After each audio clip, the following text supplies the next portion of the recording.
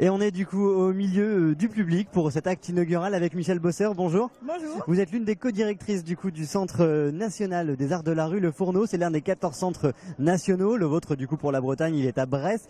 Une nouvelle fois, vous avez stissé cette année les communes du pays de Quimperlé pour proposer du spectacle de rue gratuit. Là, c'était l'acte inaugural. Ça consiste en quoi ce moment particulier ? Eh bien, c'est le moment qui donne un petit peu le ton du festival. Donc, on le veut toujours très, très convivial. Ouais.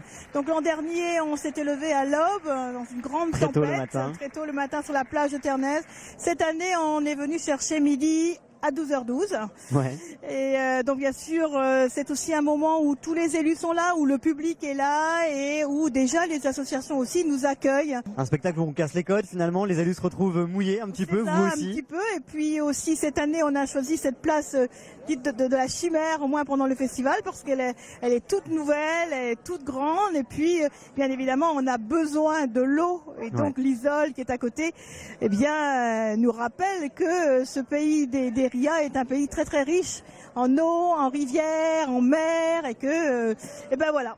Ce festival justement représente l'art de rue, le théâtre de rue, c'est sans doute la forme théâtrale la plus accessible, la plus facile d'accès pour tous les publics. Alors ici dans le Sud Finistère, j'imagine que l'événement représente bien votre façon d'aborder en tout cas cette forme artistique.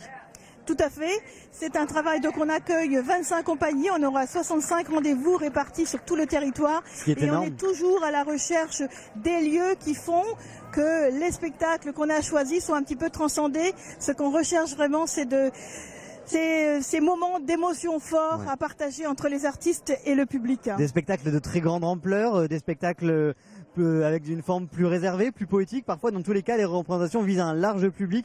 Une façon aussi de faire sortir les gens de chez eux un peu. Oui, et puis dans toutes nos programmations, on fait, si on peut dire, le grand écart. C'est-à-dire qu'il y a des spectacles, d'abord bien sûr, il y a des spectacles de création, puisque 20 compagnies sur les 25 qui sont présentent leur spectacle de création, mais aussi il y a pour tous les goûts. Chacun peut faire son chemin pendant ces 5 jours de festival. En journée, en nocturne, pour toute la famille, en nocturne, pour les toute la personnes famille, handicapées également. dans la journée, à midi, pour passer un moment convivial et de pique-nique. Voilà, le festival il est écrit comme une grande balade de découverte, à la fois de lieux et de découverte aussi d'émotions et de spectacles. Vous le disiez, plein de rendez-vous jusqu'au 28 août. Forcément, on s'adresse au public de la communauté d'Aglo ici, mais pas seulement. Ça vise aussi le public breton large, puisque 60 000 personnes l'année dernière.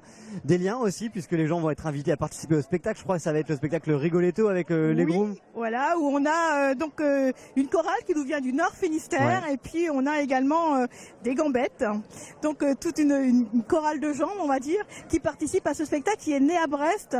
Donc c'est un spectacle que le Fourneau a accompagné en création depuis déjà 2 années, et on est très content de le présenter à Saint-Urien, qui est une commune donc du nord de la communauté. Ça sera le 26 août à 17h17, c'est important, et le 27 août, le samedi, à 16h16. En tout cas, 25 compagnies, vous l'avez dit, pas mal de rendez-vous, plein de spectacles jusqu'au 28 août. Merci à vous, Michèle Bosseur. Merci. Bon festival.